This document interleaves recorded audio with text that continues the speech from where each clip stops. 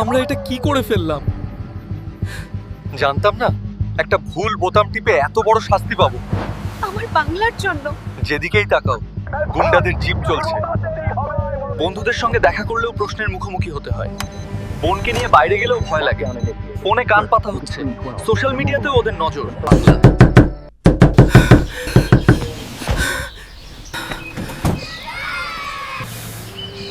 এটা সব কেবল একটি স্বপ্ন ছিল। তুমিও হেঁটে দেখো কলকাতা, তুমিও ভেবে দেখো কলকাতা। এটা শুধু গল্প নয়, এটাই বাস্তব।